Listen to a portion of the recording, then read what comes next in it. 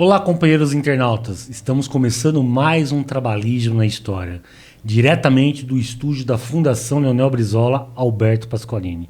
E hoje temos a honra de entrevistar Jorge Michel Sobrinho. Michel, obrigado por estar aceitando aqui o nosso convite. E diga uma coisa, você é de Goiânia, aquela cidade maravilhosa. Goiânia, eu sou de Goiânia e passei minha juventude em Goiânia. E como é que foi sua juventude em Goiânia, Michel? Goiânia era uma cidade recém-inaugurada, porque ela foi inaugurada em 1930 e pouco, 37, e eu nasci em 43. Então era uma cidade que estava em formação ainda. Eu me lembro que não tinha asfalto, quando eu era criança não tinha asfalto, não tinha... E a minha vida em Goiânia foi uma vida do interior, entendeu? Uma vida assim, como todas as crianças do interior, brincando naquelas ruas, muita poeira. E como é que era a política em Goiânia na tua época, Michel? A política em Goiânia era predominantemente uma disputa entre o Pero do Vico, que tinha inaugurado Goiânia, que foi interventor na Revolução de 30 em Goiás. Ele, até vou só fazer um parênteses, ele estava preso, ele estava sendo levado para a prisão quando Getúlio decretou intervenção em Goiás e o nomeou interventor, porque era dominado na época pelos caiados. Que, já naquela época? Naquela época.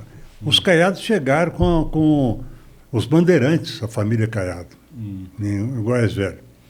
E dominaram a política de Goiás durante muitos e muitos anos.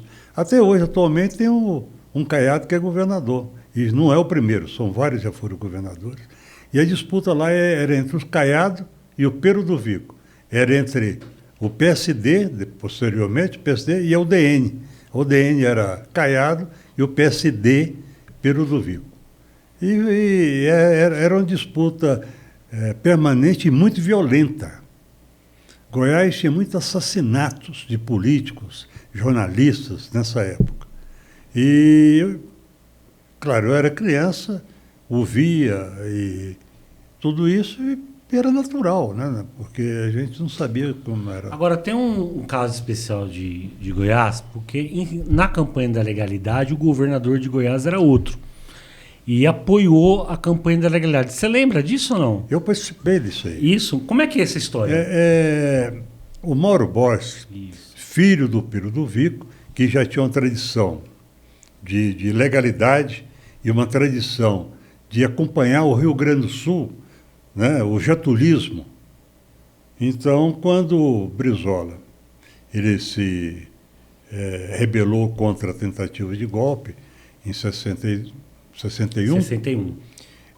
O Mauro Borges acompanhou, naturalmente. Ele foi para a televisão, foi para a rádio, não me lembro se tinha televisão na época.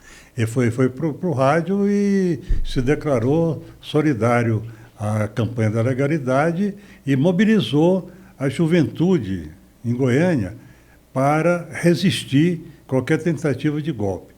E nessa aí, eu era jovem, era do movimento estudantil, e eu fui fazer treinamento militar no quartel da PM, em Goiânia,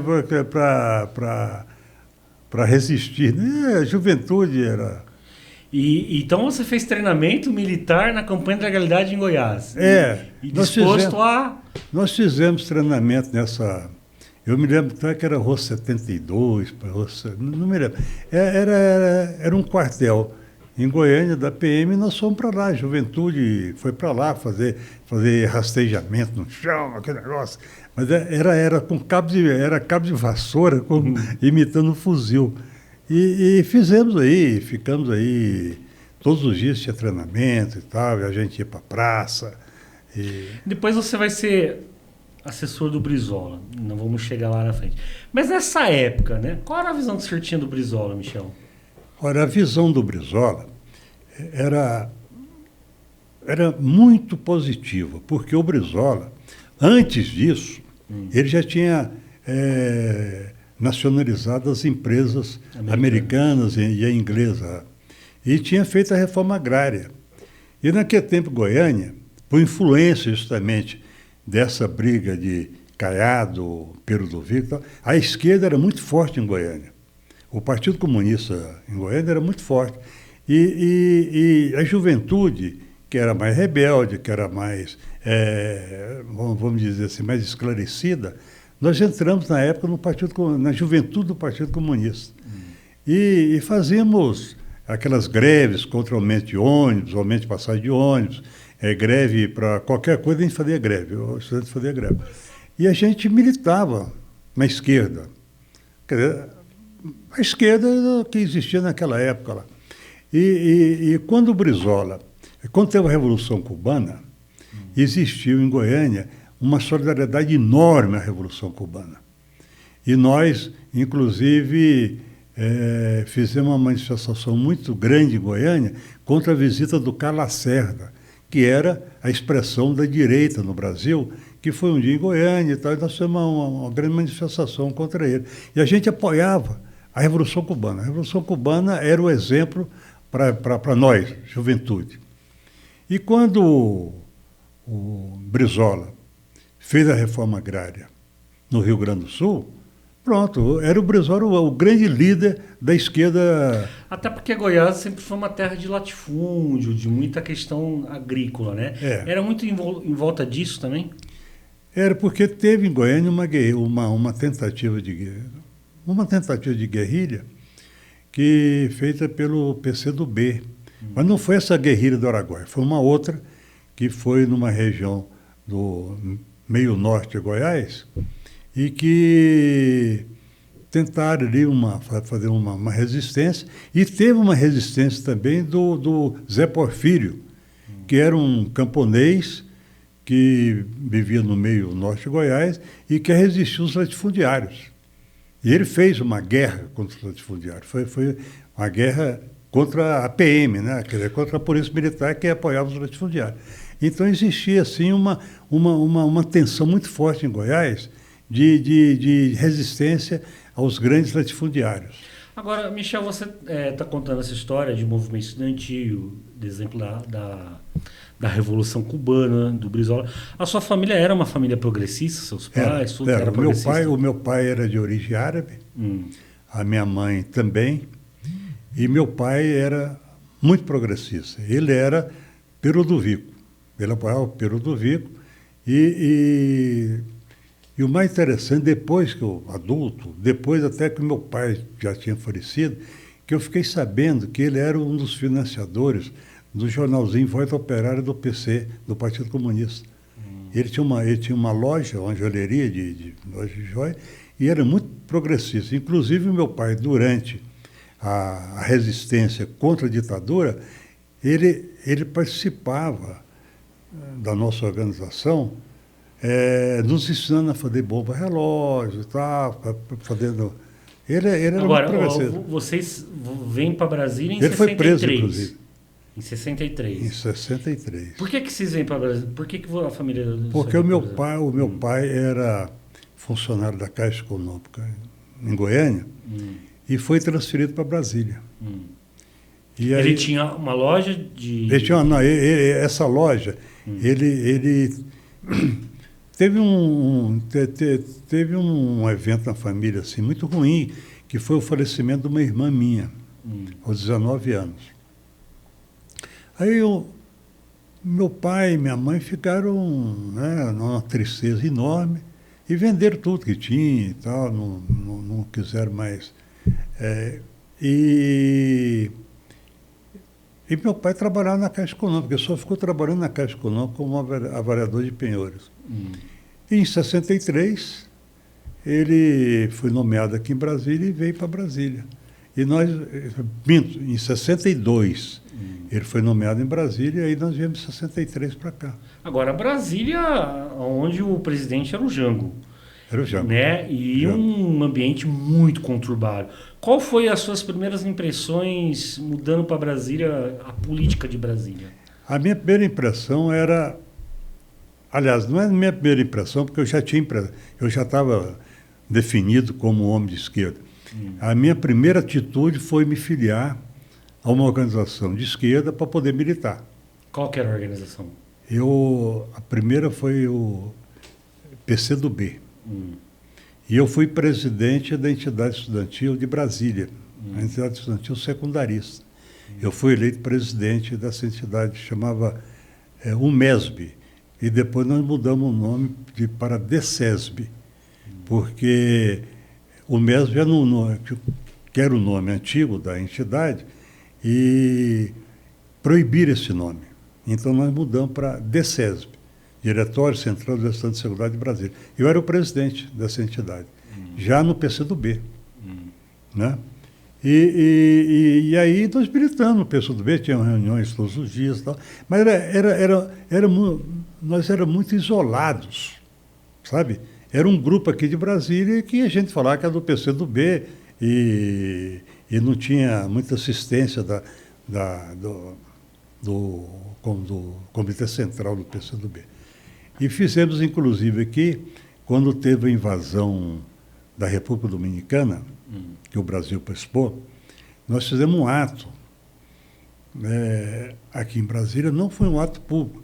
Nós colocamos em todas as paradas de ônibus cartazes feitos à mão contra a intervenção na República Dominicana pelo Exército Brasileiro. E durante esse evento, uns companheiros nossos foram tentar prender uns companheiros nossos e teve uma troca de tiros. A troca de tiros não. Foram tentativas de prisão e atiraram neles, desses companheiros. Mas, felizmente, ninguém foi preso e ninguém foi ferido. E foi um evento até muito comentado em Brasília, os jornais deram e tal. E com isso a gente estava militando. E, posteriormente, veio 64. Mas antes do golpe, né? Aí você já era líder estudantil aqui em Brasília, presidente de entidade e tudo. Mas aí vem a questão das reformas de base, né? Como é que vocês iam a reforma de base, participavam das manifestações, apoiavam o governo Jango? Como é que era isso? Olha, a gente apoiava o governo Jango, mas não tinha manifestação de apoio ao governo Jango. Aqui em Brasília não? Não tinha nenhum apoio. Mas a gente apoiava todos os projetos do governo e tal. A gente era janguista. Né? Nós éramos todos janguistas e apoiávamos o governo. Isso não tinha dúvida nenhuma. Agora, Michel, a tua geração é uma geração de muito sonho, muita utopia, né? E o Brasil vivia um momento na cultura, né, na política e tal. Antes da gente chegar no golpe, como é que você avalia a sua geração? A utopia da sua geração? Como é que você avalia esse período? Olha, a minha geração era uma geração de sonhadores. Eu digo a minha geração, os companheiros que tinham essa opção política pela esquerda e tal. Era uma geração de sonhadores. A gente pensava na existência, na possibilidade do Brasil ser um país socialista e que o povo seria feliz, que poderíamos construir um futuro brilhante para a nação brasileira. Nós éramos sonhadores. Vocês acreditavam num golpe? Não. Não? Não acreditava em golpe. Existia sim uma esperança, entendeu? Que o governo Jango fosse um governo que fosse até o final e fosse realmente construir uma sociedade mais livre. Mas aonde você estava no dia do golpe, Michel? Eu estava em Brasília. E como é que foi o dia do golpe para você? Terrível. Terrível. Eu, como fazia parte desse grupo de companheiros, só que eram muito conhecidos em Brasília. E marcados, evidentemente, né? E marcados, né? Eu simplesmente fugi de Brasília. No dia mesmo do golpe? Um dia depois do golpe. Eu fui embora de Brasília, porque a gente não tinha como, né? Porque no dia do golpe, os trabalhadores fizeram uma assembleia no Teatro Nacional. Eu fui para lá, para o Teatro Nacional. Eu e os companheiros, os nossos companheiros fomos para lá. E foi uma agitação muito grande e tal, que possivelmente iam chegar armas, que o Darcy Ribeiro era o ministro da Casa Civil, ia mandar armas para lá e tal, mas tudo foi ilusão, né? Até se tivesse mandado armas, ninguém nem sabia mexer em armas naquele tempo. E logo em seguida, que foi consolidado o golpe, eu fui embora, eu saí de Brasília. E fiquei aí mais ou menos um... E a polícia já começou a te procurar? De imediato ou não? Não. E você fugiu para onde, Michel? Eu fui para Nápoles. Ah, é? Aqui pertinho, mas familiares lá, fui para lá. Certo. E ficou por lá um tempo para ver... Fiquei para ver como é que estava a situação, então vi que estava tranquilo e voltei. E quando você voltou, como é que começa a perseguição a você, Michel? Primeiro, teve uma greve em Brasília, porque eu fui presidente dessa entidade depois do golpe. Não foi antes do golpe. Foi logo em seguida depois do golpe. O que é mais arriscado ainda, né? É. E teve uma greve aqui em Brasília, de estudantes, e fomos presos, né? Eu e vários outros companheiros dessa entidade, nós fomos presos. E ficamos respondendo interrogatório do Ministério, né? Antigamente era o Ministério do Exército, ficamos lá respondendo interrogatório durante 2 dias, né? E nos soltaram. A partir daí, qualquer greve que tinha, a gente era preso para responder. E era tratado com dignidade nessas prisões? Era. Por enquanto? Não era com dignidade, era com brutalidade, mas sem agressão física. Né?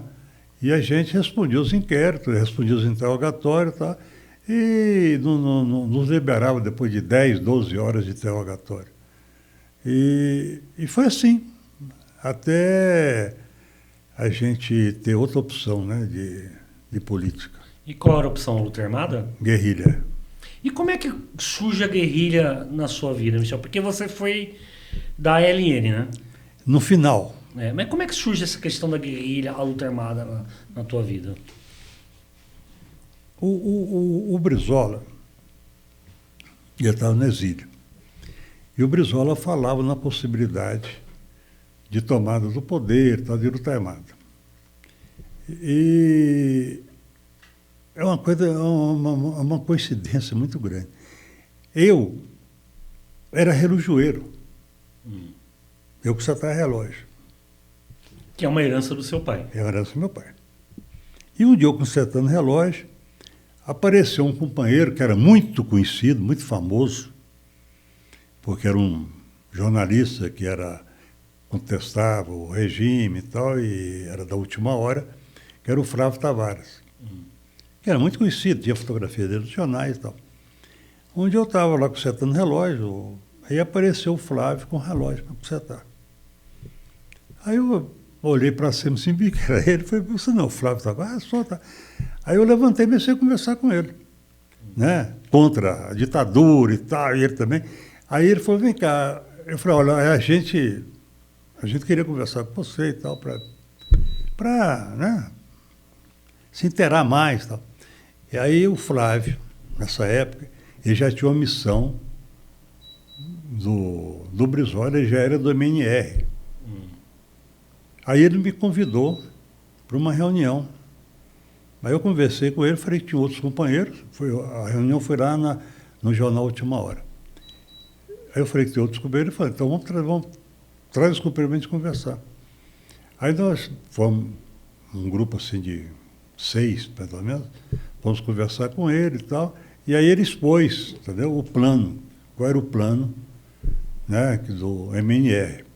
E para a gente não falar que era MNR, nós pusemos o nome de Rede, Resistência Democrática, nessa organização. E a gente já tinha saído do PCdoB, porque depois desse evento da República Dominicana, a repressão foi em cima, então a gente abandonou o PCdoB e estava bem livre mas mantendo aquele grupo unido. E nessa época eu era presidente da entidade estudantil de Brasília. Então foi o Flávio que começou a apresentar a luta armada para você. A gente já tinha perspectiva de luta armada, tal, claro. Mas foi o Flávio... Porque o PCdoB já falava em luta armada, por exemplo, da China e tal. E a gente tinha a Revolução Cubana e a gente tinha essa esperança, entendeu? Que pudesse ser uma opção. E o Flávio, ele não apresentou opção, ele apresentou alternativa. E, Michel, assim, eu já conversei com muita gente que participou da luta armada, né? Hoje, com a distância histórica, qual a avaliação que você tem na luta armada no Brasil? Eu acho que foi válida, foi uma opção, uma opção de muita coragem, era a única opção que tinha, mas com muito pouca organização. Né? A gente era clandestino, porque a luta tinha que ser clandestina. A gente não era clandestino como pessoa, mas o trabalho era clandestino. E a gente não tinha know-how naquilo, entendeu? E a gente fazia assim de ouvido. E qual foram as suas primeiras atividades nessa organização? Qual foi as primeiras que você participou dessa organização? Tá. As primeiras eram comprar armas. E a gente ia para Anápolis, ali aquela região perto de Anápolis, ia naqueles quiosques. Vem cá, tem uma arma, você tem uma arma para vender? Tem, então a gente comprava. Inclusive tem uma coisa interessante, que esses dias eu estava conversando com o Flávio, ele me lembrou que nós fomos comprar umas armas em Anápolis, e para trazer para cá, a gente tinha que ter muito cuidado, porque às vezes tinha batida na estrada para revistar carro. E o Flávio me lembrou, você se lembra que quando nós fomos uma vez em Anápolis e paramos num açougue e compramos uma peça de carne grande e cortamos ela no meio e pusemos as armas dentro da peça grande, entendeu? E para trazer para cá. Eu falei, me lembra, ele falou, pô, esse pessoal é dessa grande empresa de carne que tem no Brasil hoje. A Friboi? A Friboi. Seria, aquele velho, eu me lembro, aquele velho era o pai dos... Mas aí a repressão também vem em cima, né, Michel? Pesada, né? A repressão vem em cima. E como é que a repressão começou a vir em cima pesadamente de você? A gente tinha alguns núcleos de atividade mais ou menos de treinamento, de como fazer bomba, como atirar e tal. E eu já tinha sido preso algumas vezes pelo movimento estudantil, então já tinha mais ou menos ali um cuidado grande com a questão da clandestinidade. E nós estávamos organizando no Triângulo Mineiro um núcleo de guerrilha. Mais em Uberlândia. E, de repente, o pessoal de Uberlândia caiu, foi preso. E denunciou, quer dizer, falou na tortura lá, falou sobre nós aqui em Brasília. Sobre o Flávio, sobre mim, sobre os companheiros. Imediatamente a polícia veio cá e prendeu o Flávio foi preso, e todos os companheiros foram presos. Eu fugi. Eu fugi e fiquei aqui em Brasília num apartamento de uns companheiros e prenderam meu pai para fazer uma troca comigo.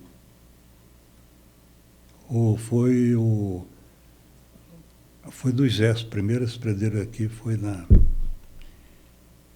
E eu, claro, para soltar meu pai, me apresentei, entendeu? Aqui na Polícia do Exército, na Polícia PE. Aí eu me apresentei e meu pai foi solto. Torturaram seu pai ou não? Não, torturaram não.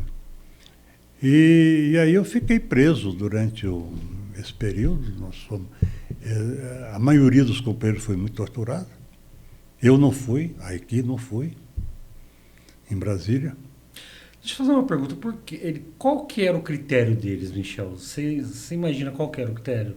Porque o Flávio foi barbaramente torturado, né? Várias pessoas foram. Você não... Não, o Flávio não foi aqui em Brasília. Sim, mas tinha pessoas que eles torturavam, outras não. Dependia do grau de importância da agressão. O critério deles é porque eles cismavam que alguma pessoa sabia mais e não queria falar, entendeu? E eu não fui torturado aqui, eu não fui... E ficamos presos aqui um mês. Flávio Tavares, o companheiro, eu e vários outros companheiros, principalmente o pessoal que veio de Uberlândia. Aí nós fomos transferidos para Juiz de Fora. Então nós fomos transferidos no avião DC-3 e todos amarrados com corda dentro do avião, amarrados pelo pescoço e mãos um com o outro. E descendo em Juiz de Fora, o aeroporto de Juiz de Fora ficava na cidade, não ficava fora da cidade. E o Flávio Tavares foi colocado, porque ele era um jornalista conhecido e tal, eles isolaram o Flávio, colocaram ele num jipe e levaram ele para o quartel e preso, né? E nós fomos puxados pelo pescoço com corda e amarrados na porta do aeroporto para mostrar para a população... Era um troféu. Que era um troféu. Aí nós colocaram a gente num caminhão e levaram a gente para um quartel lá em Juiz de Fora, onde ficamos presos. Nesse quartel estava o Flávio também, o Flávio estava numa outra cela e nós ficamos numa cela mais coletiva. E ficamos aí durante vários meses, né? E só saímos com habeas corpus do Supremo Tribunal Federal. E tem uma coisa interessante. O Flávio, ele saiu com habeas corpus do Supremo Tribunal Federal. E a gente não tinha advogado. Nós não tínhamos advogado. E fizemos o seguinte, nós redigimos, pedimos um soldado, que vinha sempre ali conversar com a gente e tal, pedimos para ele um caderno e uma caneta. E o cara escondido nos entregou um caderno e uma caneta. E nós redigimos o nosso pedido de habeas corpus, um pedido de extensão do habeas corpus do Flávio, que era o mesmo processo, para nós. Redigimos e tal. E entregamos para esse soldado colocar no Correio do Supremo. E o soldado fez isso? Fez isso. Até hoje eu tenho dúvida se foi esse habeas corpus, esse pedido nosso de extensão, que nos deu liberdade, porque a gente não tinha advogado. De repente, o Supremo julga um pedido de habeas corpus coletivo e manda soltar todo mundo no mês de dezembro de 67. Esse soldado era simpatizante da causa? Era simpatizante, mas nunca mais nos vimos também, entendeu? Nunca mais soubemos dele. E qual era o ambiente ali na prisão, Michel? O ambiente... Medo? O ambiente de medo foi em Brasília. Em Brasília. Né? Porque a gente ficava preso dentro de uma sala, não tinha cama, não tinha nada, a gente dormia no chão, e não tinha... A porta era normal, porta fechada. Então, quando a gente escutava a chave, vinha na chave lá, vem abrir a porta e buscar um da gente, alguém da gente para tortura, ser interrogado e tal. Lá não, lá era grade, então eu ficava na grade conversando com os soldados que passavam ali no quartel, ali dentro do quartel. Era mais tranquilo lá. E a família tinha acesso a vocês? A sua família conseguia ver tudo? Tinha. Que é um sofrimento danado. Aqui em Brasília, não. Aqui em Brasília nós ficamos incomunicáveis. Em Juiz de Fora, se a família fosse lá no dia de visita, podia visitar. Meu pai foi me visitar 2 vezes. E depois que você sai da prisão em Juiz de Fora, como é que é o decorrer da luta, Michel? Olha, eu fui para São Paulo. O meu pai foi me buscar na prisão e nós fomos de carro para São Bernardo do Campos, onde eu tinha um tio. Fui para lá. E lá fiquei um tempo e tal. Passado mais ou menos uns 15 dias que eu estava lá, o Flávio liga para o meu pai, o O Flávio está no Rio. Ele está trabalhando na última hora. Ele voltou para a última hora. Ele liga para o meu pai querendo saber de mim. E meu pai fala que eu estou em São Paulo, lá em São Bernardo do Campos. Deu o telefone de onde eu estava. Do escritório do meu tio. E o Flávio liga para o meu tio, liga para o escritório e fala que queria conversar comigo. Aí meu tio ficou meio assustado, não, e tal. Bom, passado mais ou menos uma semana, vão nesse escritório 2 companheiros me procurar. Aí meu tio me liga, que eu estou na casa dele, para ir no escritório. Eu fui lá no escritório, eram 2 companheiros que eu já conhecia, que era da organização, e que estavam na VPR, em São Paulo. E queria saber de mim, como é que eu estava, se eu estava exposto a... Falei, claro, vamos entrar vamos voltar, né? Vamos continuar, aliás. E aí eu continuei ali, aí eu fui militar né? Eu fui militar na VPR ali, mas ali num grupo muito restrito, que eu não conheci muita gente. E fiquei participando de reuniões e tal, e participava de outras atividades também. Mas a repressão continuava de olho em você. Continuar, mas aí eu já fui clandestino. Já foi clandestino. Aí já fui e como é que é a vida clandestina, Michel? Muito assustadora. É? Porque você não pode dar pinta que está sendo perseguido. Você não pode ficar olhando de lado, pensando que alguém está te seguindo, entendeu? Porque se você assume uma outra identidade, né? E você tem que ter uma naturalidade muito grande, né, na sua vida, principalmente na rua. Você não pode parecer assustado, né? Você tem que estar sempre normal. E tem um fantasma em cada esquina, não tem? E tem uma morte em cada esquina. Não é nem fantasma, é a morte em cada esquina. Né? Eu me lembro que eu estava em Santos e não podia voltar para São Paulo, não podia ir para São Bernardo do Campo, porque eu tinha saído de São Bernardo do Campo, e não tinha onde dormir. Não tinha onde dormir. Eu não tinha onde ficar. Eu não podia ir para uma pensão, não podia ir para nada. O Mário Covas, eu conheci, eu só sabia o endereço do Mário Covas. E ele era meu amigo na época que eu estava em Brasília. Ele é de Santos, né? Hein? E ele era de Santos. Ele era meu amigo na época que eu estava em Brasília, em 63, 64. E eu trabalhava numa assessoria. Aí, inclusive, foi quando eu conheci o Brizola. Não na assessoria, mas debaixo do edifício da assessoria, que era ali na 105 Sul. E o Mário Covas, eu conheci muito o Mário Covas ali, nessa assessoria, que ele ia lá e tal. Porque naquela época, os deputados federais não tinham funcionários. Era ele só, aí ele contratava assessorias externas. E não tinham gabinetes também. Eles não tinham gabinete. Então eles usavam assessoria fora para ter gabinete. Tal. Eu conheci muito o Mário Covas aí.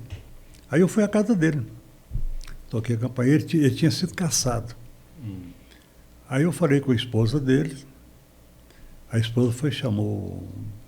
Aí, opa, ele me conhecia, né, me abraçou e tal.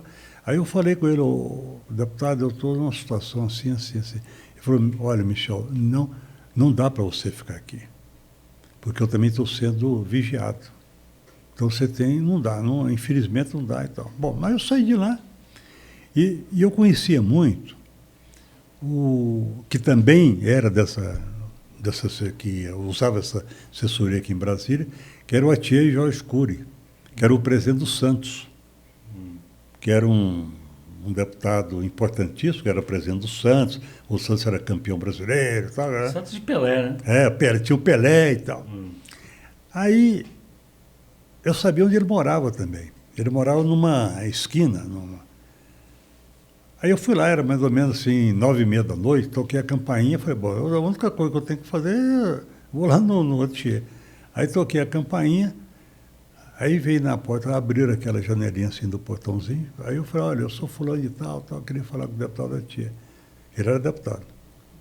Aí voltou, o cara abriu a porta, entrei, ele estava jantando com jogadores, diretores do Santos e tal. Aí mandou sentar, senta aí. Daí ele era muito, assim, voluntarista, sabe? Falava alto e tal. Ele era árabe, filho de árabe. Senta aí e tal. Eu sentei.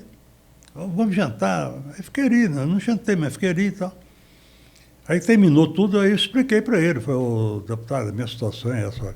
O senhor sabe que o senhor me conhece, aí eu fui preso e tal. Eu sei. A minha situação, eu não tenho onde dormir. Ele falou, Michel, você vai dormir aqui e vai ficar aqui em casa o tempo que você quiser. Mas você falou que conheceu o Brizola quando você trabalhava numa assessoria. Mas o Brizola, como é que foi isso? O Brizola não foi na assessoria. Interessante que nesse edifício morava muitos deputados, políticos importantes, inclusive morava o vice-presidente da República, que era o deputado de Minas Gerais. Bom, aí um dia eu estou ali embaixo do prédio, à noite, aí vem 2 carros para, aí desce o Brizola, que ele vai em algum apartamento ali, que eu não sei qual que era. Aí eu cumprimento ele, cumprimento e tal, ele era muito simpático, né? Aí conversou comigo, daí eu expressei a minha solidariedade à política, a ele, ao que ele faz e tal. Ele ficou feliz da vida, né? Ele ficou feliz da vida. Não, vamos conversar, vamos lá. Então, e foi a partir daí que não foi uma apresentação dele, não, mas a partir daí eu não sei em que circunstância, eu entrei para o movimento, para o Grupo dos 11, nessa época.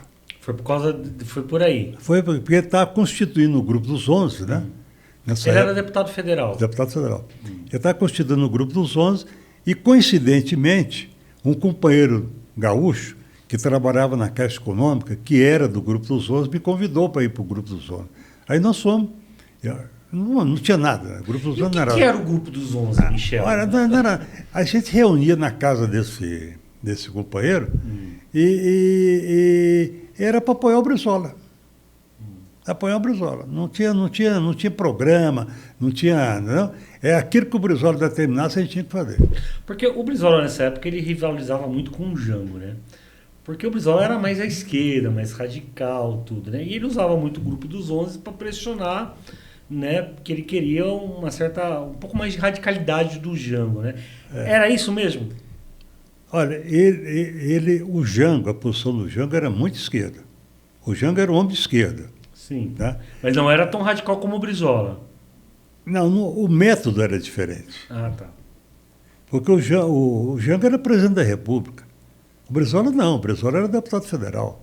Deixa eu fazer uma provocação para você, Michel. Você considera o Jango o presidente mais à esquerda da história do Brasil? Não estou falando de Getúlio Vargas, mas a história do Brasil, que você que acompanha tão bem a política. O Jango é o maior presidente de esquerda da história do Brasil? Foi o maior presidente da esquerda que o Brasil já teve. Mais do que o Getúlio. Mais do que o Getúlio? Mesmo o Getúlio pegando em armas? Mesmo porque o Getúlio chega ao poder por revolução. Pela Revolução. Mas aí é uma outra circunstância. O Jango, ele tinha uma perspectiva, ele vivia num outro momento. Aquele momento da Revolução Cubana era um outro momento do mundo, principalmente na América Latina. Né? E o Jango tinha uma posição muito esquerda.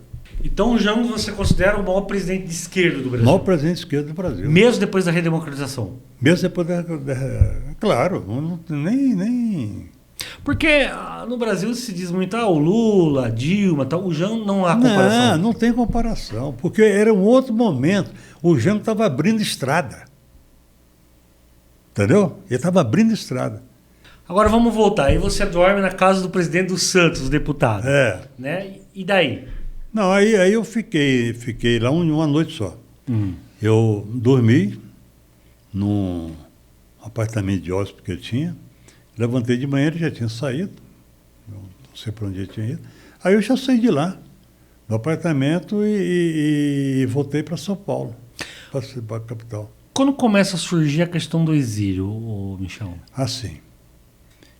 Aí eu fiquei um tempo em São Paulo, e o Flávio pediu para que eu fosse para o Rio de Janeiro. Aí eu fui para o Rio de Janeiro, passei um período curto no Rio de Janeiro e voltei para Brasília.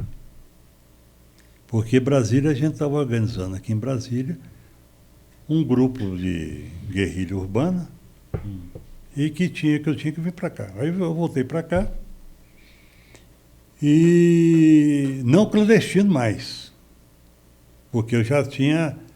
Eu voltei para cá porque, como eu fiquei em São Paulo clandestino, era normal que eu ficasse clandestino.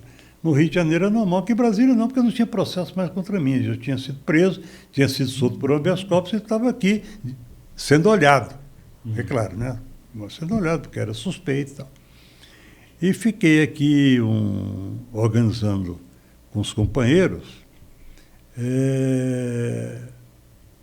o nosso grupo, o nosso núcleo de guerrilha aqui em Goiânia. E aí eu recebo um recado que o Toledo, que era o segundo homem da LN, queria conversar comigo em São Paulo. Aí eu pego um ônibus e vou a São Paulo. Me encontro com o Toledo no ponto, na rua, o velho Toledo. No Fusca. Ele está até no... Aí nós conversamos e tal, e fomos para um apartamento. E o Toledo queria que eu fosse. Aliás, a LN está construindo um eixo, no eixo Brasília-Belém, alguns movimentos de guerrilha rural. E queria que eu fosse participasse desse esquema da guerrilha rural. E aí aí ele me colocou, eu falei, não, tudo bem, vamos em frente, não tem problema nenhum. Aí tirei novos documentos lá, documentos quentes, né, porque foi da própria polícia que me deu o documento, que tinha o esquema dentro da polícia, que era um documento quente. Aí eu volto para Brasília. De Brasília, eu vou para Goiânia. Goiânia, eu alugo uma casa, já com outro nome, alugo uma casa, para ser o aparelho ali de Goiânia, para apoio ao eixo Belém. E aí eu começo a viajar até o Bico do Papagaio, de Goiás, né? Hoje é Tocantins, Araguatins. Aí eu começo a viajar, ir de volta para localizar um ponto, uma cidade onde pudesse estabelecer, primeiro, o esquema era estabelecer um armazém de compras e vendas de arroz, porque essa região produzia um arroz tipo catetinho, um arroz especial que é meio redondinho e que tinha muito sucesso, tal, não sei onde também que tinha sucesso, para me falar que tinha que montar. Aí eu fiquei localizando, aí localizei uma cidade chamada Miracema do Norte. Que era a fachada que vocês precisavam? Tinha que ter uma fachada, porque essa fachada era montar um armazém onde iam chegar companheiros que vinham de Cuba e tal, com treinamento, e através desse armazém o pessoal podia entrar pelo interior, para não levantar suspeita. Para não levantar suspeita. E eu fiquei nesse esquema, indo e voltando para localizar ali em Miracema. Eu nunca parava muito em Miracema. Aliás, eu não cheguei a montar nada em Miracema. Eu ficava em Miracema numa pensão. Naquele tempo, a Belém Brasília não tinha asfalto. Então era terrivelmente para você poder viajar. Eu viajava de ônibus, ia e voltava. E eu ia geralmente até Tocantinópolis, que era bem no norte, e voltava, parava em Miracema, vinha até a Goiânia, voltava e tal. Sempre em Miracema era um ponto que eu ficava mais tempo ali, conversando sobre arroz e tal, para parecer que eu era um comerciante de arroz. Então não podia, então era mais ou menos bem vestido e tal, entendeu? Aí o meu pai, que era uma pessoa muito muito lúcido e tal. Ele ficou sabendo que ele foi em Goiânia conversar comigo. Eu expliquei para ele que eu estava fazendo. Ele falou, eu vou te comprar um Jeep. Você ir de Jeep, você tem que ser... Né? Ele sabia do esquema. E aí, sempre apoiando, seu pai? Sempre apoiando. Aí ele comprou um Jeep. Me deixou um Jeep, aí ele me liga. Fala, olha, o Jeep tem tal lugar, assim, com a chave lá dentro, com documento e tudo. Em frente no posto de gasolina, em Campinas, em Goiânia. Aí eu vou lá, o Jeep está lá, entendeu? Tudo certinho. Então. Aí eu comecei a andar nesse Jeep para cima e para baixo. Pá. Aí em Goiânia, me falaram, no dia, no mês de outubro, não me lembro o dia, lá em Miracema vão uns companheiros se encontrar. Na pensão, nessa pensão. Que é a pensão que eu ficava. Aí no dia, exato, eu não sabia que esses companheiros, o companheiro que ia, tinha sido preso. Aqui em Brasília. Eu não sabia. Se eu soubesse, eu não teria ido. Quando eu chego na cidade de Miracema, o meu ponto lá era, vamos supor, dia 5, vamos supor. Eu chego no dia 4. Fico lá nessa pensão. Aí eu me hospedo na pensão e noto que tem assim, um ambiente meio estranho, sabe? Noto que tem um ambiente assim, porque se nota, né? A gente, quando é clandestino, você fica com sensibilidade tem uma percepção muito grande. É uma percepção grande. Eu noto que tinha alguma coisa estranha, sabe? E deixei o Jeep na porta da pensão, fui no barzinho do lado, um boteco do lado, por causa da poeira muito forte, aí fui tomar uma cachaçinha para poder a garganta, né? Porque é muita poeira. Aí quando eu entro na pensão, isso é mais ou menos 6h30 da tarde. Quando eu entro na pensão, é uma casa. A pensão geralmente é aquelas casas do interior, pequena e tal. E eu vejo que tem uns 6, 7 caras estranhos lá dentro, que quando eu vi, eu percebi que era a polícia. Eles não me viram. Aí quando eu vi, eu saí, tinha um companheiro português que viajava comigo, que era da organização também. Esse português, ele tinha uma representação de uma revista, chamada Revista do Imposto Fiscal. Então a gente viajava com essa revista para vender para os contadores, advogados e tal, era uma maneira, um álibi, para a gente viajar, aparecer na cidade, entendeu? E ele era o cara que era o representante, era um cara também da organização. Mas ele não era ele era meu companheiro. Certo. Mas ele sabia o que estava fazendo. Aí eu passo e falo assim, fulano, vamos embora. Não dá para ficar aqui. Aí eu entro no Jeep e saio. Quando eu saio, eu noto que tem um outro Jeep que vai me cercar, entendeu? Aí o português não entra no Jeep, ele fica. Aí eu saio, faço a volta e a estrada é uma estrada de terra e que não tem ponte, tem as pinguelas, que chamam, são 2 troncos em cima dos córregos, né? E eu correndo, né? E a polícia atrás de mim atirando. Lá em Miracema do Norte, lá no meio norte, onde você não tem recurso nenhum, nada, zero. Você não tem rádio, não tem telefone, não tem nada. Né? E aí? E aí, como muita poeira, a minha sorte foi a poeira. Porque muita poeira, eles me perderam. Eles me perderam, porque eu entrei na Belém, Brasília, né? E consegui voltar pela Belém, Brasília, e eles passaram por mim depois.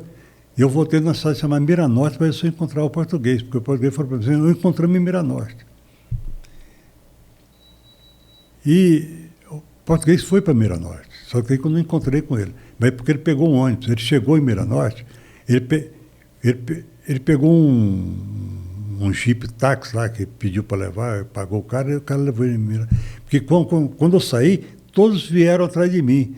E deixaram ele. Né? E ele foi para lá e de lá foi para Belém.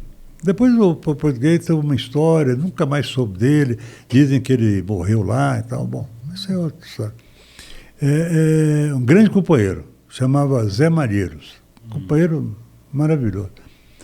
E eu consegui sair desse cerco e vim para Brasília. Vim para Brasília, não, perdão, vim para Nápoles, onde eu tinha familiares. São 800 quilômetros de estrada de terra. E aconteceram algumas coisas no caminho e tal, que assim, graves e tal, mas a gente... Bom, aí cheguei em Anápolis. Aí fui para casa de um tio meu. Esse meu tio tinha uma máquina de arroz, então era um empresário. Aí ele me acolheu. Eu cheguei no outro dia, né? Porque são 800 quilômetros. Eu não dormi. O tempo todo. Direto. Veio direto. Aí ele sai de terra. Aí aconteceu uma coisa interessante. Ele falou assim, olha, eu vou chamar um amigo meu, que é um fazendeiro, você não fala nada com ele. Eu vou falar com ele, esse meu tio falou, e você vai trabalhar na fazenda dele. Vai ficar lá, entendeu? Era uma forma de te esconder. Esconder. Aí eu fui para lá. Aí esse meu tio, eu falei para ele falar com meu pai, para se encontrar, porque meu pai era uma pessoa que ele tinha contatos com Flávio Tavares, para ver se tinha... Mas o Flávio tinha sido preso. Tinha sido preso em São Paulo, no Rio. Aí eu fui para essa fazenda que fica aqui em Corumbá, de Goiás, e fiquei lá trabalhando como camponês. Terrivelmente você ser camponês nessas fazendas é um desconforto, coisa tremenda. Não sei bem que camponês aguenta, sabe? Aí fiquei trabalhando, né? E era uma época de eleição. E um dia o dono da fazenda vai lá e pergunta, para ter voto, né? Eu não sei se ele era candidato ou se ele queria apoiar alguém e tal. Aí ele pergunta, o dono da fazenda reúne os trabalhadores, que eram poucos, ali eram 10, 15, então. E pergunta, aí ele, em cima de uma caminhonete, ele pergunta quem tem título de eleitor. Aí eu tenho. Tá? Eu li olhando para ele, né? Barbudo, magrinho. Quem não tem título de eleitor, carteira de identidade para a gente tirar título de eleitor. E eu olhei quieto. Aí ele olhou para mim, sua identidade. Eu falei, não, eu não tenho, não, senhor. Sou registro. Eu falei, não sou registrado. Ah, não, então vamos fazer tudo isso. Aí me levou, no outro dia, ele me levou numa cidade chamada Goianápolis, que fica depois de Anápolis, para me registrar. Aí me registrou com o nome lá de Murilo, me lembro, Murilo Lobo. Me registrou com o nome de Murilo Lobo, tal, que era o meu nome, né? Murilo Lobo, que eu... Aí tirou minha identidade, nesse mesmo dia, porque ele era político, ele controlava, e te eleitor. Aí ficou lá, bom. Aí fez tudo, eu não peguei nada. Aí ele me levou de volta para a fazenda, aí passou mais ou menos uns 15 dias, ele apareceu lá com tudo isso para mim. Meu registro, meu título de eleitor e minha carteira de identidade. E já a colinha no que você tinha que votar. Tudo, claro. Claro. 2 dias depois eu fui embora. E aí com esse cerco todo, o exílio vai ficando mais perto. Hein? Não, aí sim. Aí eu já fui embora. Daí. Eu fui embora, cheguei na casa do meu tio e falou, pô, você aqui, eu quero meu pai. Aí meu pai foi lá em Anápolis. Expliquei para ele a minha situação, eu não tinha mais como ficar e tal. Meu pai mandou um carro, passar 2 dias depois, mandou o carro me levar até o Paraguai para me pegar o avião e ir para o Chile. E como é que é, Michel, o Chile, quando você chegou? Porque o Chile também era a terra do Allende, né? Não, quando eu cheguei, o governo não era o Allende. Não era o Allende. Era o Frei. Era o Frei, certo. Mas lá do Chile... Você chegou no Chile em 70? 70. Cheguei no Chile em agosto de 70. Ah. Aí no Chile, o governo era do Frei. E já existiam dezenas, centenas de brasileiros já lá. Né? Pessoal da esquerda, luta armada, pessoa, por exemplo, o Darcy não, mas o Almino Afonso já estava lá. Então... Agora, só uma coisa, você sabia que saindo do Brasil seria difícil voltar, né? Sim, não, era para não voltar. E como é que é isso, Michel, sair do teu país dessa forma? Né? Qual é o sentimento que se passa? De liberdade. É? Mas, claro, porque eu estava clandestino, sendo ameaçado. A qualquer momento podiam me prender, matar e tal. Aí era liberdade total, era alívio. Não era liberdade, era alívio. Você se sentia já protegido por alguém, entendeu? Aí me encontrei com... Eu tinha endereço de pessoas que estavam lá, me encontrei. Eu fiquei no hotel no primeiro dia, depois me encontrei com os companheiros, fui para uma casa lá de um companheiro e fiquei lá. Isso aí foi no final de agosto. Em setembro, não sei se foi dia 3 de setembro, teve a eleição do Allende. O Allende ganhou a eleição. E eu tinha levado, assim, uns $500, não me lembro, para poder ficar vivendo ali, entendeu? Até arrumar alguma coisa, uma sobrevivência. E aí fui para casa de um companheiro, e os companheiros tinham o pessoal alugar casa e morava... tinha muita gente da LN lá, né? Não, a questão, por exemplo, da LN, até você colocou aí. Eu vou só fazer Quando eu voltei, quando eu vim do Rio de Janeiro, porque lá no Rio de Janeiro, o Flávio tinha fundado o MAR, Movimento de Ação Revolucionária. E ia se juntar a LN. Quando eu vim do Rio para Brasília, já era a LN, entendeu? Então, essa ida minha para o norte de Goiás já era pela LN, já estava na LN. Mas estou falando, quando você chega no Chile, já tinha muita gente exilada da LN lá. Não tinha. Tinha muita gente. Movimento estudantil, pessoal que foi do Congresso da Uni, que foram presos aqui e foram para lá. Eu fui à busca de um companheiro que era do PCdoB. Quem que era esse companheiro? Joaquim Jaime, um grande companheiro, faleceu recentemente, era diretor da orquestra de Goiás, ele era músico. E aí você, no Chile, vem a eleição do Allende. Então, você trabalhava em quê no Chile, Michel? Nada. Nada? Eu, no primeiro momento, não. No primeiro momento, eu vivi com esses $500. O meu pai me mandou mais algumas vezes, entendeu? Para viver. Aí, no governo do Allende, já no final do governo do Allende, que eu consegui um emprego num parque da cidade, chamado Parque O'Higgins, que eles montaram lá nesse parque uma cidadela que era para receber turistas, eram bares, chama Fonda, que o pessoal ia tocar violão, cantar e tal, Vitor Hara, como é que chama? A Violeta Parra. A Violeta já tinha suicidado, mas a filha dela e tal. E eles chamava Fonda. E eu tinha um companheiro que foi nomeado diretor da parte artística do parque. E esse companheiro me nomeou para ser auxiliar dele lá. Aí eu trabalhei ali no parque um tempo. Agora, você acompanhando o governo Allende no Chile e tudo, e você vê também a radicalização que começa a ter no Chile.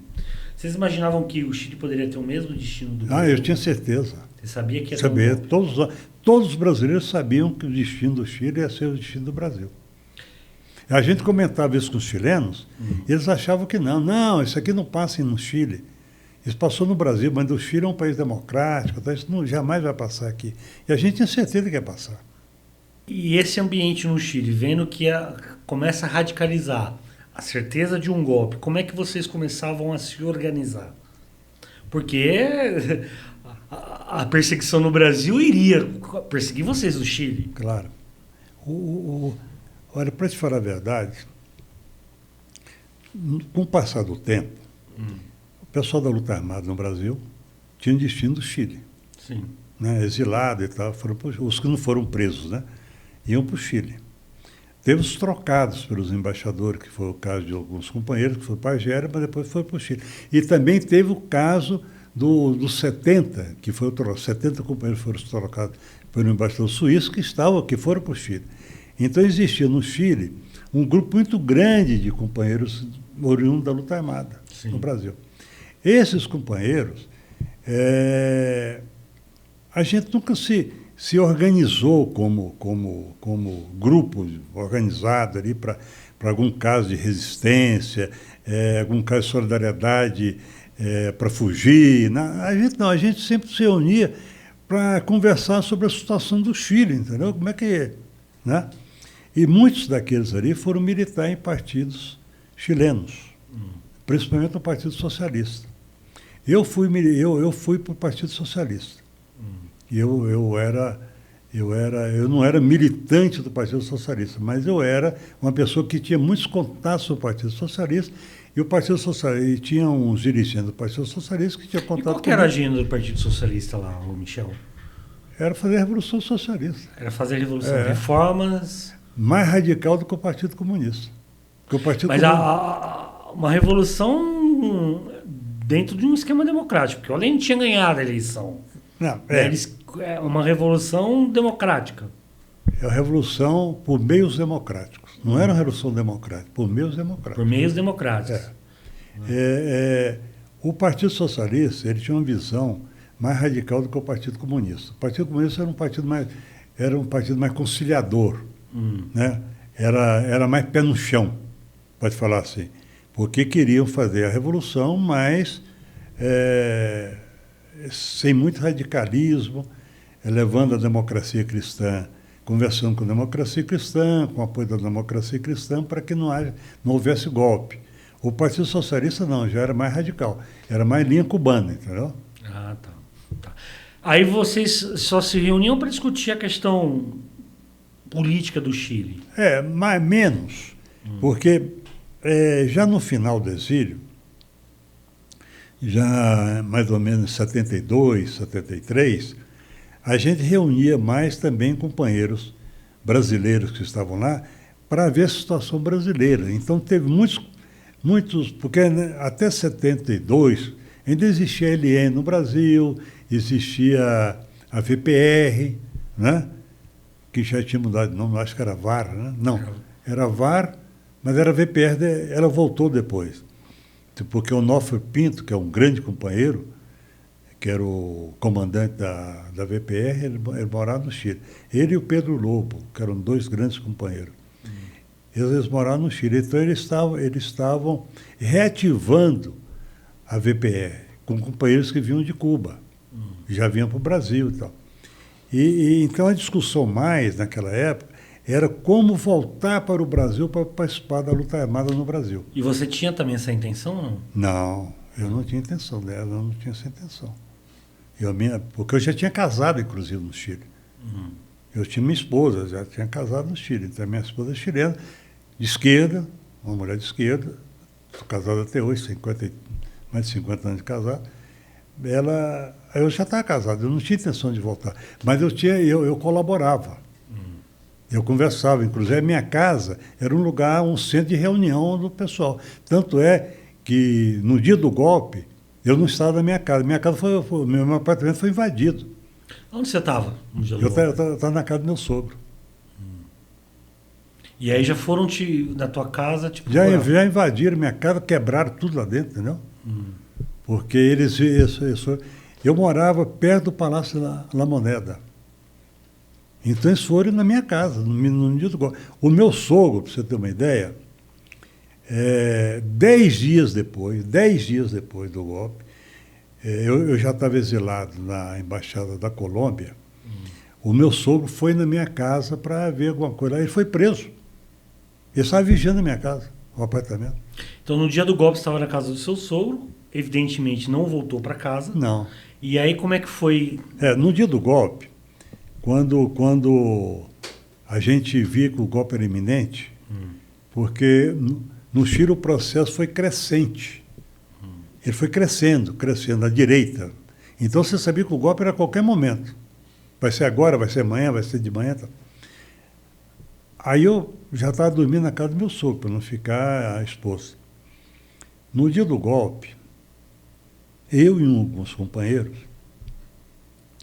a gente tinha marcado um local chamado... Um local que o Partido Socialista tinha determinado, um ponto, para a gente se encontrar para fazer a resistência. Porque o Partido Socialista já sabia que vinha um golpe. Todo mundo sabia. O Allende sabia que a qualquer momento... Só não sabia o dia. Só não sabia o dia e a hora. Né? E a gente tinha marcado um local para se encontrar, para tentar alguma coisa, resistência, alguma coisa. E nós fomos lá. Eu tinha um carrinho velhinho, 1949. Aí nós fomos lá com esse meu carro, era um estádio, chamado Estádio São Miguel. E estava cercado de tanque. Então já não era mais lá. Né? Aí nós nos desmobilizamos. Né? Embora alguns companheiros tenham participado de resistência e tal, esporádica, né? Aí teve uma desmobilização geral e o pessoal só esperava ir para o exílio. E aí você começa a procurar um lugar para se esconder e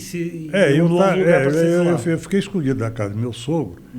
E o meu sogro, prevendo que ele podia também ser...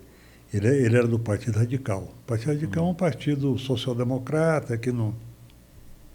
Mas ele também prevendo que podia acontecer alguma coisa, falou assim, olha, eu vou arrumar um lugar para você ficar. Aí eu ia para esse lugar, era toque de recolher, não podia andar na rua. Eu me lembro que um dia eu estava saindo de uma casa para outra e um helicóptero ficou me vendo andando, porque não tinha ninguém na rua, absolutamente nada, a não ser soldado. Ele me vendo andando, ele vem por cima e fica sobrevoando, entendeu?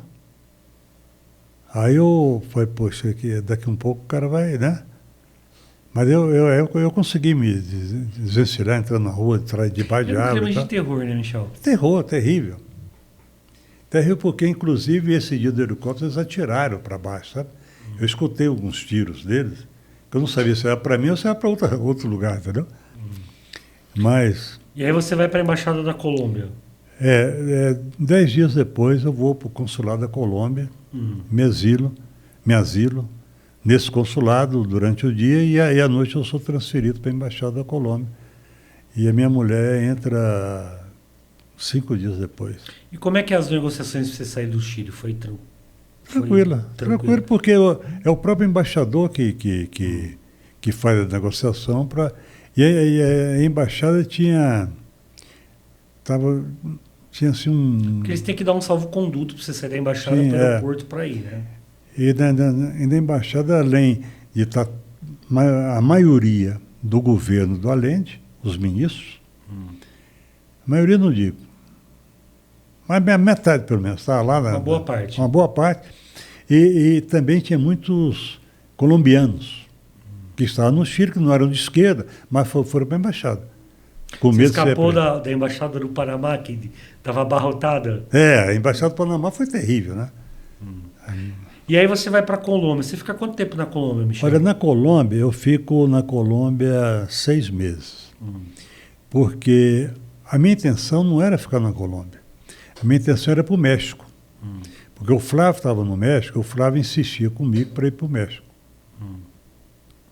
Mas o México não aceitou, entendeu?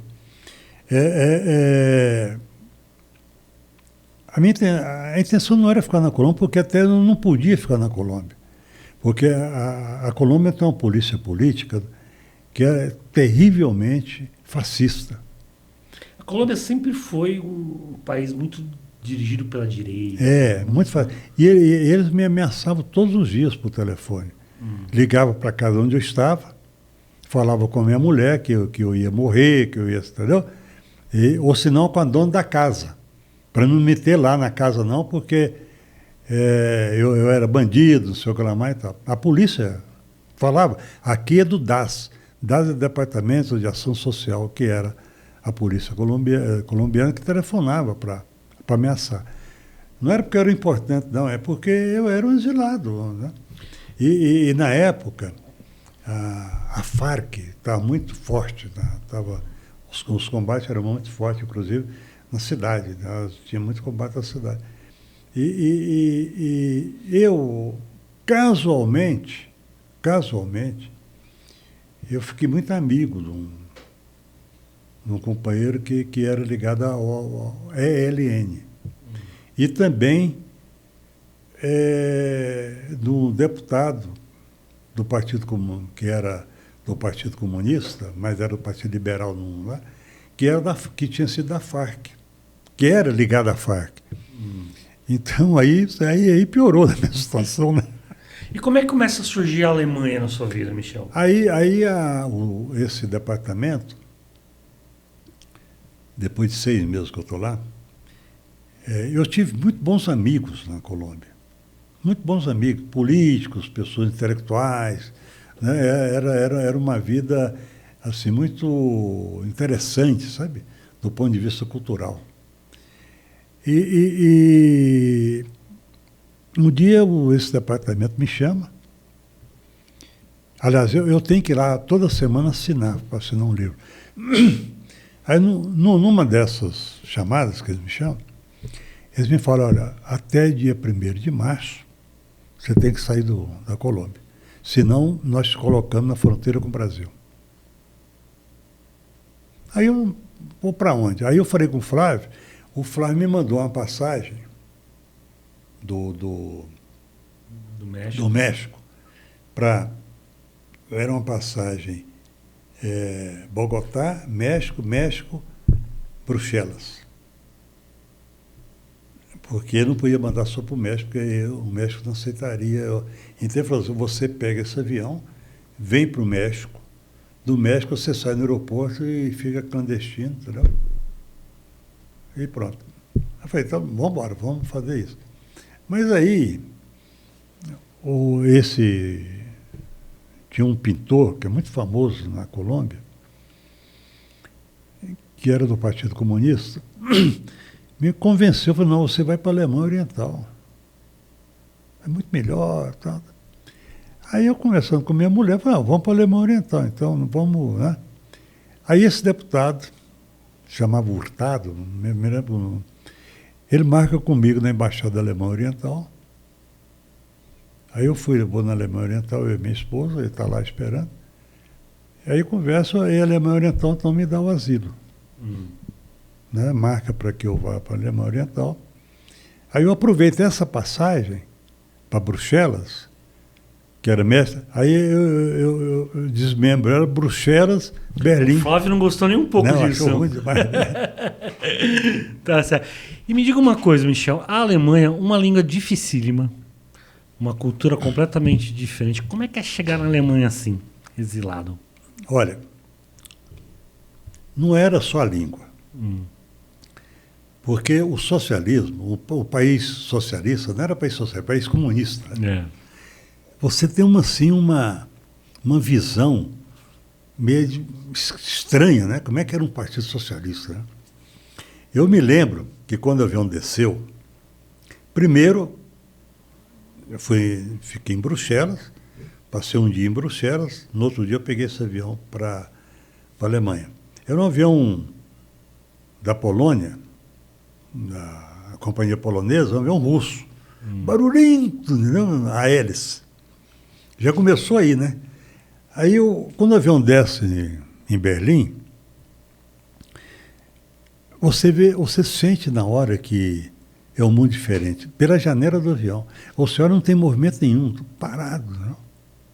Aquele negócio assim, não tem gente, não tem. Né? Aí Eu fui para o aeroporto, desci do avião, fui para o aeroporto, cheguei, apresentei o passaporte de estrangeiro que a Colômbia tinha me dado. Aí já me chamam para um lugar, fico numa sala lá, aí vem os companheiros alemães, saudando e tal, conversando e tal, e nos levam para um hotel na fronteira com a Polônia. Uma cidade chamada Eisenhüttenstadt, que é uma... Não é Eisenhüttenstadt, o nome era Frankfurt Halle. Agora que eu me lembrei. Não me lembro. É Eisenhüttenstadt, não interessa. Aí é na fronteira da Polônia. Aí você sente que é completamente diferente. Diferente o quê, Michel? Pelo mundo, você não via gente na rua. Nada. Está deserta. Né? E no hotel, por exemplo, nós fomos para o hotel, você não vê ninguém, nem no hotel. Então, por que você não vê? Porque o pessoal está trabalhando. Não tem ninguém na rua, o pessoal está trabalhando. Era um partido operário. Né? Não era partido de comerciante, negociante, vendedor de rua. Você não via ninguém na rua, o pessoal estava nas fábricas trabalhando. Então você sente logo no primeiro dia, no primeiro momento, que é uma coisa diferente. E depois o respeito das pessoas com você, sabe? Não existe aquela camarada, não, é o pessoal muito formal, sabe? Você sente assim... É um choque cultural. Você sente um peso do Estado. Né? Você sente que existe um Estado ali que está... Soberano. Né? E a adaptação sua, como foi a adaptação? Foi muito difícil, né? Né? Porque você vai num país com uma língua... nós chamamos Eisenhüttenstadt mesmo. Você vai... chega num país que tem uma língua que você já escutou, mas você não vê uma língua o dia inteiro, entendeu? Estamos falando a mesma... Então, é uma coisa complicada. E os costumes são outros, né? Não é a mesma coisa. Não tem essa camaradagem bater no ombro. Não. Né? E você conseguiu sobreviver como na Alemanha? Trabalhando em quê? Tá. Como é que foi? Aí nós ficamos nesse hotel, num período mais ou menos de 20 dias. Aí nos transferiram para uma cidade chamada Zwickau, que fica na Saxônia, para a gente trabalhar numa fábrica de automóvel. Esse carrinho branquinho que você vê aí, né, às vezes se chama Trabant. Quando você vê filme da Alemanha Oriental, tem um carrinho quadradinho. Naquela fábrica nós fomos trabalhar. E, paralelamente a isso, a gente tinha aula de alemão. Né? Então a gente tinha aula de alemão alguns dias da semana e trabalhava na fábrica. Geralmente a gente entrava na fábrica, tinha horários diferentes. Tinha dia que a gente entrava às 5 horas da manhã, 4h30 da manhã. E trabalhava 9 horas. Tinha um horário de almoço, dessas 9 horas tinha um horário de almoço no meio. E tinha semana que a gente trabalhava, entrava outro horário, entrava, por exemplo, 6 horas da tarde e saía às 4 horas da manhã, entendeu? Eu e minha mulher. Minha mulher trabalhava numa seção, eu trabalhava em outra. E aí, mas não era só eu. Existia... Quando nós chegamos lá, nós fomos levados para esse hotel, e nesse hotel tinha outros brasileiros, e tinha muitos chilenos, né? E tinha boliviano também e tal. Então, esse pessoal foi transferido para essa cidade para trabalhar nessa fábrica. Então, tinha brasileiros, tinha chilenos. Era uma fábrica sul-americana. É uma fábrica grande, né? Uma fábrica enorme, né? E tinha os exilados que vieram do Chile.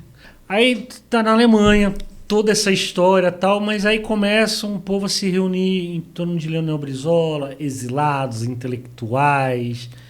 Como é que começa a surgir o Encontro de Lisboa, Michel? Bom, nós morávamos na Alemanha, e na Alemanha, os exilados, eles entraram no mesmo esquema do alemão. Não podia sair da Alemanha. a gente podia sair para alguns países específicos, Tchecoslováquia, Polônia. Só os países atrás da cortina de ferro. Menos Hungria. Por que não? Porque a Hungria tinha liberdade de sair. A Hungria era o único país socialista que você podia sair para a Europa. Ah, tá. Então não podia ir para a Hungria. Não podia ir para a Hungria e também para a União Soviética. Era muito difícil poder ir. Entendeu? Tinha que ter um visto especial e tal. Bom, então a gente não podia sair. Aí surgiu a Revolução Portuguesa. Revolução dos Cravos. Revolução dos Cravos. Pô, aí você... Portugal, você fala português, entendeu? É uma experiência nova, né? Aí a gente lá na Alemanha, e de repente começaram os companheiros, que muitos companheiros que estavam na Suécia, foram para Portugal. E a gente sabia, né? E a gente queria ir para Portugal também. A gente queria ir a Portugal, pelo menos, mas não podia. E aí? Não podia, aí não podia. Aí eu fiz uma carta pedindo para sair da Alemanha. Tinha que fazer uma carta especial, solicitando, né? Aí o governo alemão, a Departamento Estrangeiro, polícia lá, o Partido Comunista Alemão, veio um companheiro do Partido Comunista e falou: olha, você só pode sair se a gente tiver garantia que você não vai ter problema no outro país. Aí eu recorri ao Flávio, né? O Flávio estava no México. Era do Excelsior do México. Aí o Flávio me manda uma carta para que eu vá para Venezuela, ser correspondente do jornal Excelsior, para eu poder sair da Alemanha. Aí eu apresento esse documento para o Partido Socialista Unificado da Alemanha, que o pessoal encarregado. Aí falou: não, tudo bem, aí nós vamos estudar. Aí me deram um passaporte para mim e para minha mulher, depois de 2 meses, eu insistindo, o passaporte vale por um dia. Aí eu falei, pô... Aí eu fui na Embaixada de Portugal para pegar o visto para sair da Alemanha. O cônsul falou: não, mas esse passaporte é um dia só, não dá. Aí, outro trâmite para dar um passaporte vale pelo menos por 30 dias. Né? Aí conseguimos. Aí nós fomos para Portugal.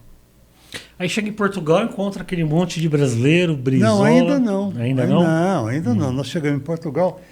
Eu cheguei em Portugal com a minha esposa, tinha companheiros brasileiros lá.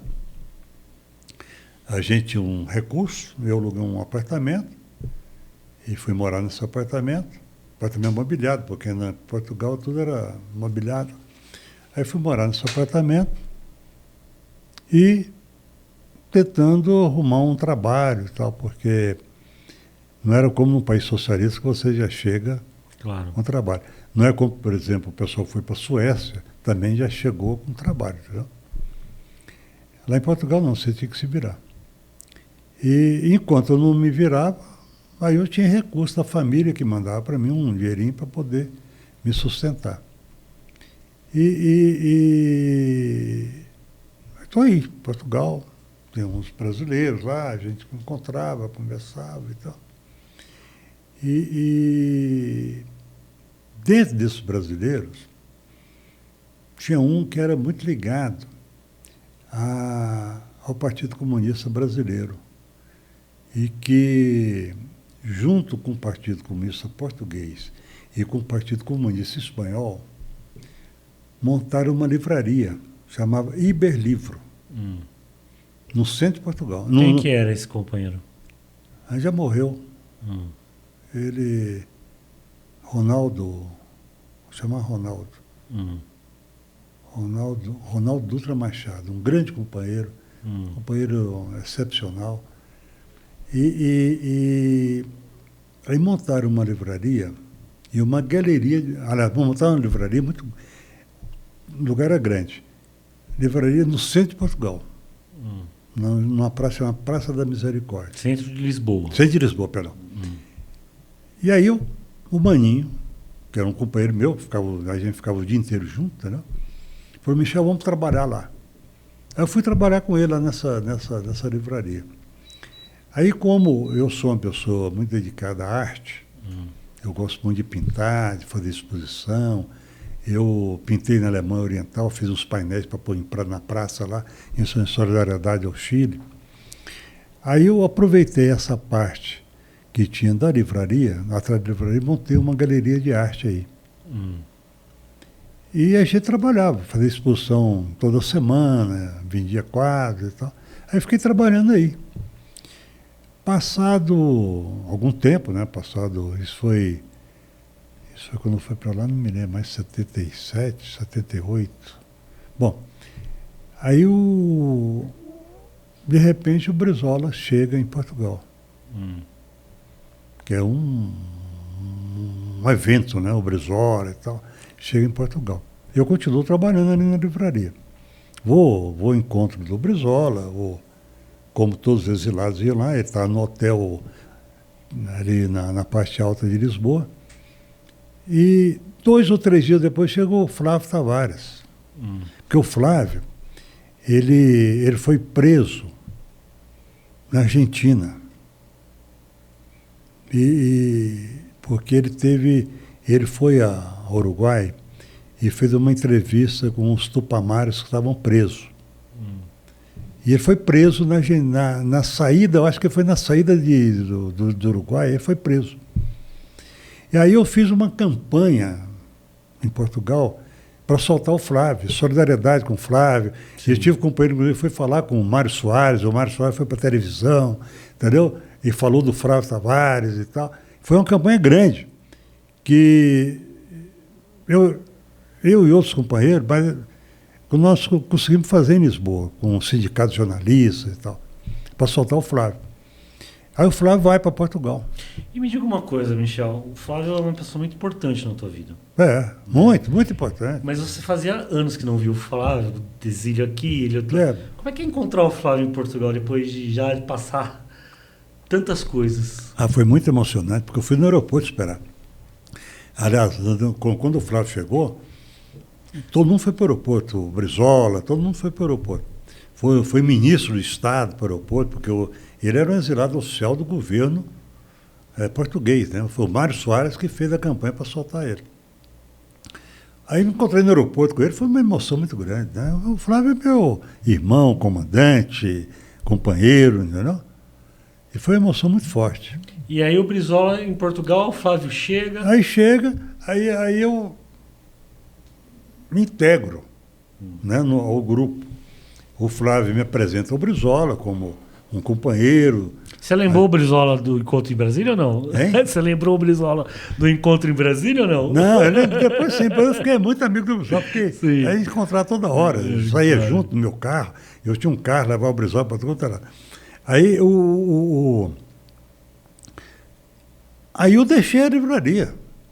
Quando o Flávio chegou, a gente começou a reunir todos os dias com o Brizola, Flávio Brizola. Aí eu já deixei a galeria, entendeu? E o próprio Maninho também já deixou a livraria, devolveu para o Partido Comunista. Não, a gente vai... E a gente ficava o tempo todo, era o dia inteiro. Eu saía cedo de casa, ia para o hotel. E ali começam as discussões do encontro? Não. Não? Não. Aí a gente discute. A gente conversava, não discutia. Conversava sobre exílio, sobre o Brasil e tal. E o Flávio era correspondente do jornal Excelsior do México, né? E do Estado de São Paulo. O Estado de São Paulo também, ele fazia artigo para o Estado de São Paulo, mas era mais do Excelsior do México. E eu acompanhava o Flávio no trabalho dele ali como jornalista e o Brizola. Aí a gente sempre se reunia. Então tinha companheiros nossos, era Flávio, Davi Lera, Tinha lá em Portugal, tinha vários companheiros assim, do Brasil importantes e tal. Mais o pessoal da luta armada, que tinha sido da luta armada. E a gente sempre conversava, e o Brizola sempre viajava pela Europa, né, a convite da Internacional Socialista.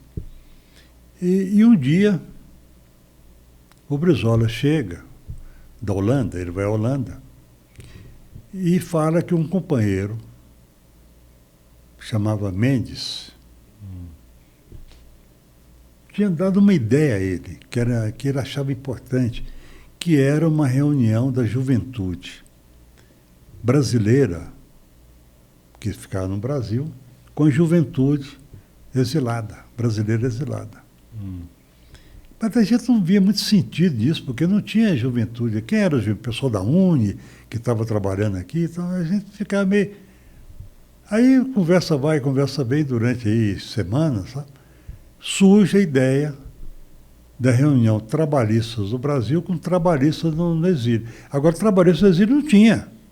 Tinha quem?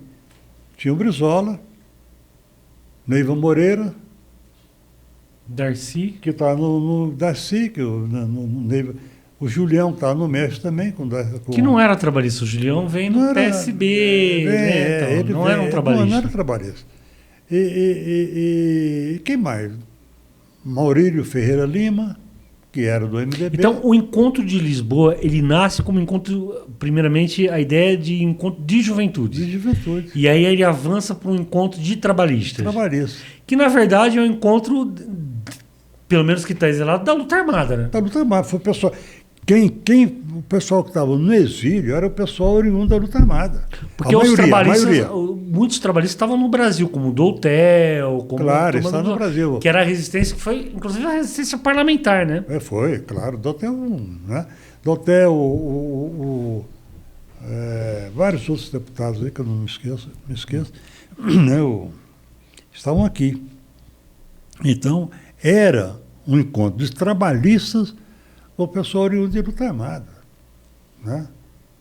Mas a gente não ia discutir luta armada, claro, a gente discutiu o Partido Trabalhista, a refundação do PTB, né? Que foi discutido no encontro de Lisboa.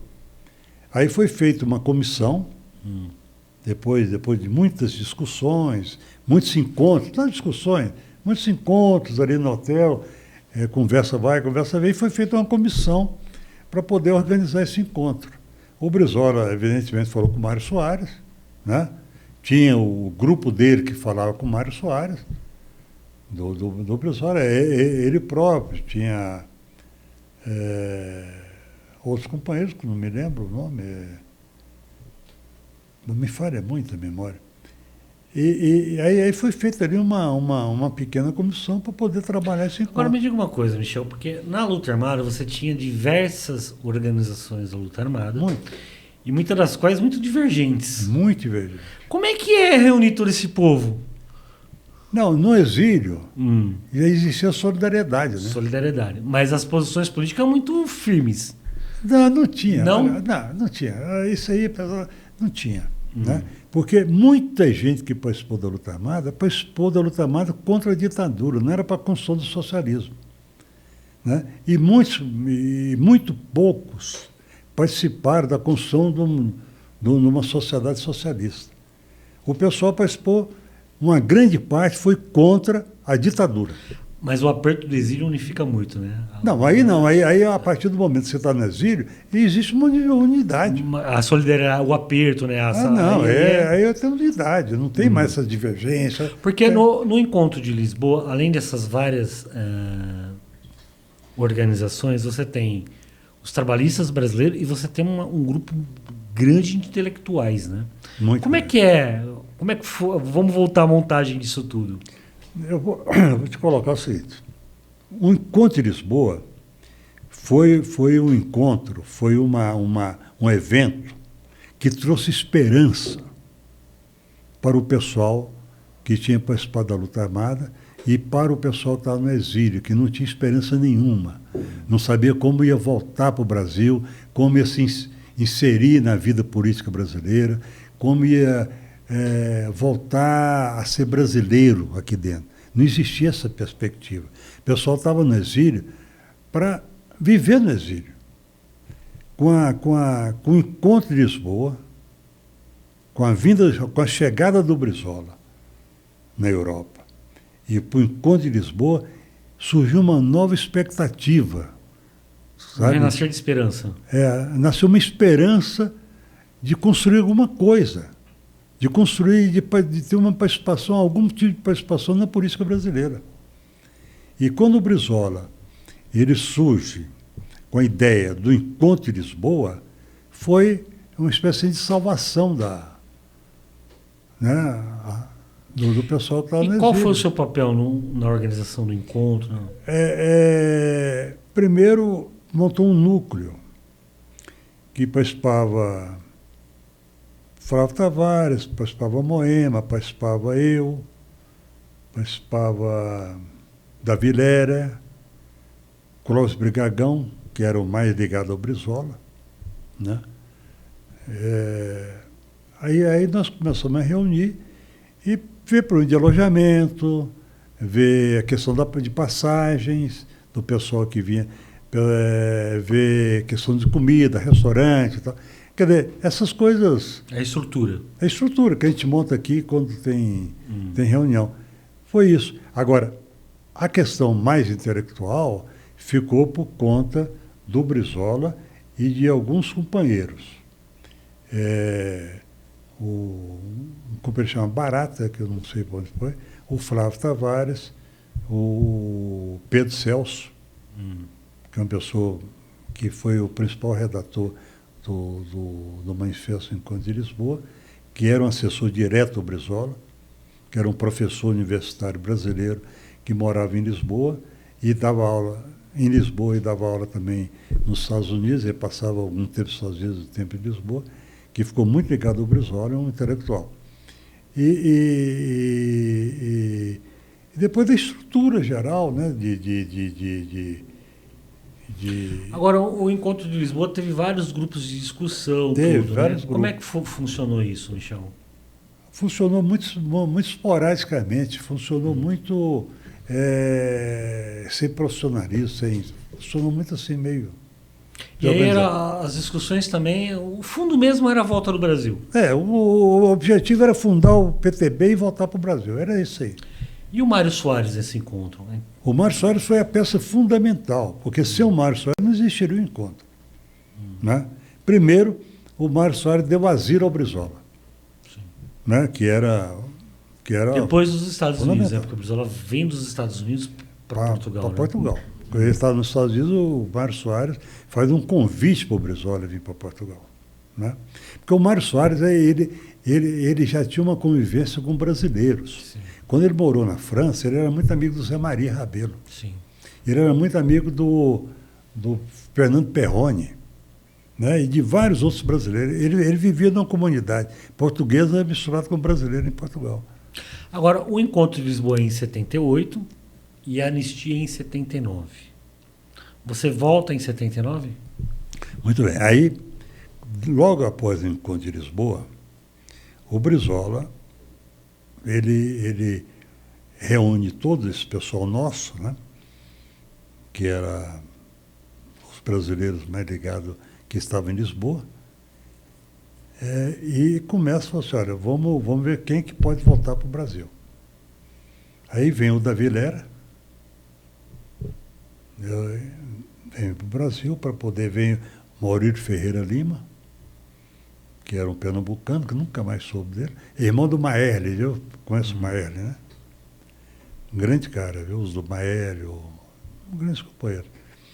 E quando é apresentada a anistia, o projeto de anistia, o Brizola fala assim, agora nós vamos ter que voltar.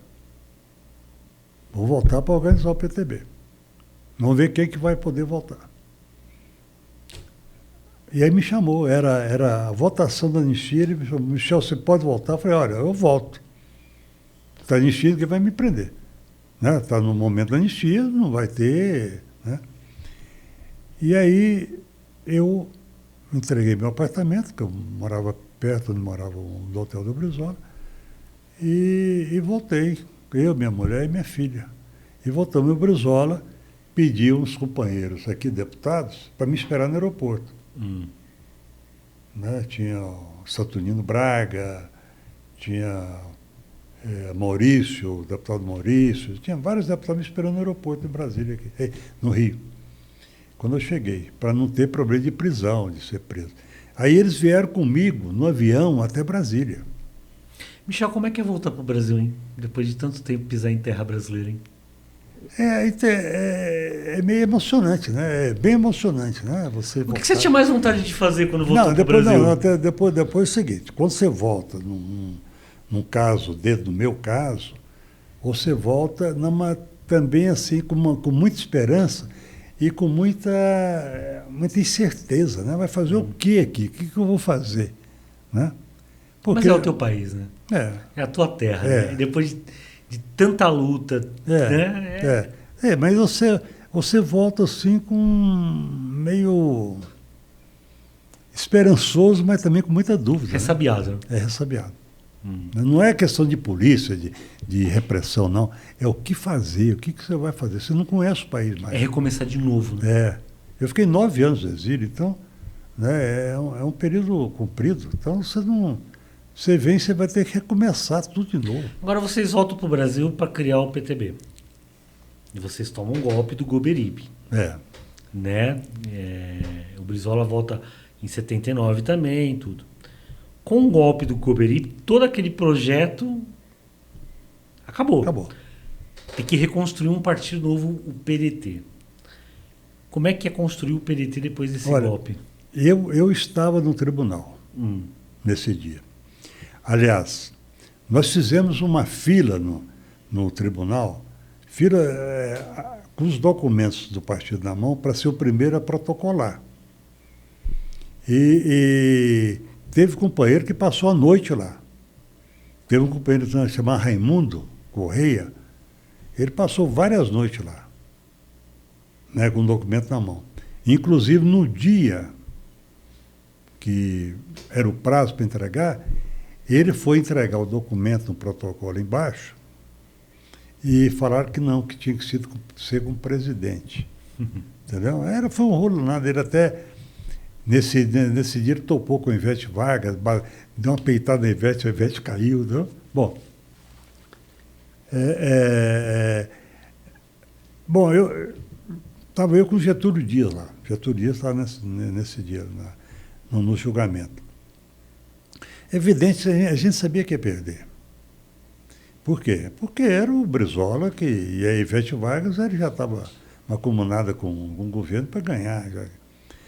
E o Getúlio, inclusive, ele teve uma reação muito forte contra os ministros do tribunal na hora do julgamento. Quando deu, entendeu? Bom, isso foi muito triste, terrivelmente triste. Fazer o quê? Perdemos a sigla. A sigla PTB é uma história. Claro. Né? É uma história de resistência, é uma história de construção, principalmente. É um legado todo, né? É um legado. Então, você perder aquilo para Ivete Vargas, embora ela seja sobrinha do Vargas, ela não representava o pensamento do Vargas. Era uma mulher que representava o pensamento da ditadura. Né? Não é pelo ter o nome de Vargas que ele tinha que... Bom, então aquilo foi um golpe enorme. A reconstrução não foi fácil. Porque você funda um novo partido, não é que você fala, olha, não, perdemos o PTB, agora está o PDT. Não é assim. Né? O PDT ele foi construído na figura do Brizola. Ele deixou de ser construído na figura do Vargas. Porque você tinha que ter 9 estados para constituir o PDT. E foi. E você ficou responsável por Brasília.